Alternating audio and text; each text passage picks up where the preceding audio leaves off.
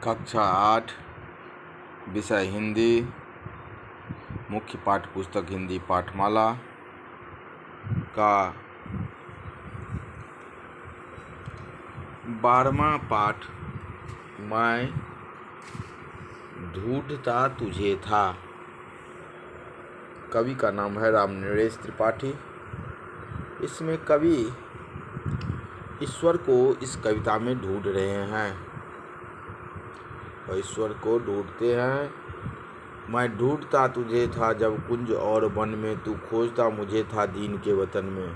कवि ईश्वर को कुंज, वन, बगीचा, जंगल में ढूंढते हैं और ईश्वर गरीब के वतन में इनको खोजते हैं। तू आ बन किसी को मुझको पुकारता था, मैं था तुझे बुलाता संगीत में भजन में। तुम किसी की दीन दुखियों की आह में विद्यमान था, क्योंकि मैं संगीत और भजन गाकर तुझे पुकारता था। मेरे लिए खड़ा था दुखियों के द्वार पर तू, मैं बाट जोहता था तेरी किसी चमन में। मैं किसी चमन में, किसी बगीचा में बात रास्ता देख रहा था, आपका इंतजार करता था और तुम दुखियों के द्वार पर मेरे लिए खड़ा था। बनकर किसी आंसू मेरे लिए बहा तू आंखें लगी तो मेरी तब मान और धन में। तुम दीन दुखियों की आंसू में विद्यमान रहते हैं ईश्वर। आप दीन दुखियों के आंसू में, कष्ट में, दुख में, तकलीफ में विद्यमान रहते हैं और आंखें लगी थी मेरी तब मान और धन में। मैं आपसे मान सम्मान यानी यश और धन की के लिए प्रार्थना करता था। बाजे बजाकर मैं था तुझे रिझाता, तब तू लगा हुआ था पतितों के संगठन में। मैं बाजे बजाकर भजन कीर्तन करता था और तुम पतितों के संगठन में लगा हुआ रहा था, इकट्ठा करके उन्हें उपदेशात्मक बातें आप कह रहे थे। मैं था विरक्त जग से इसी अनित्यता पर, मैं जग के संसार के लोगों से विरक्त था, अलग था। उत्थान भर रहा था तू किसी पतन में, जो पतन हो गया था उसको उत्थान के लिए प्रोत्साहित आप कर रहे थे।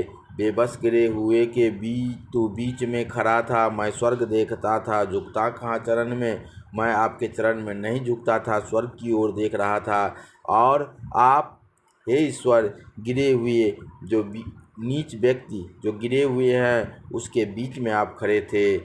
तूने दिए अनेक अवसर नो मिल सका मैं, तू कर्म में मगन था मैं व्यस्त था कथन में। आपने हे ईश्वर मुझे अनेक अवसर दिए, लेकिन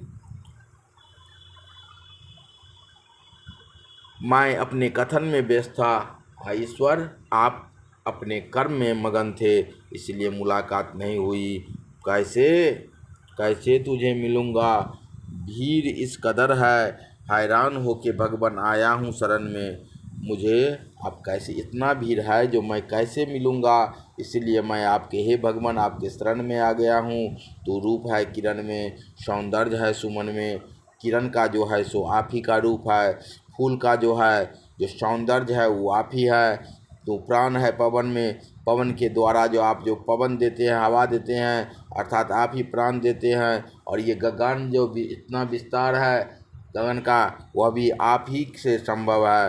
हे दीन बंधु, हे दीन बंधु ऐसी प्रतिभा प्रदान कर तू, देखूं तुझे दृगों में मन में तथा वचन में।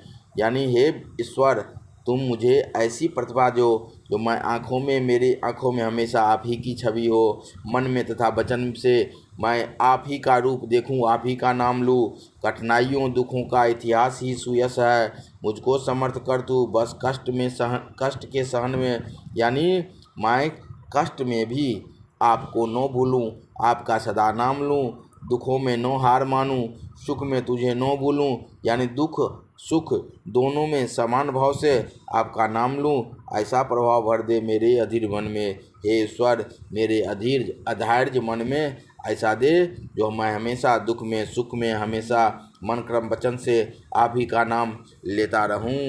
इस प्रकार इस कविता का आज सारांश समझा दिया है। अगले क्लास में मौखिक प्रश्नों का उत्तर समझाएंगे।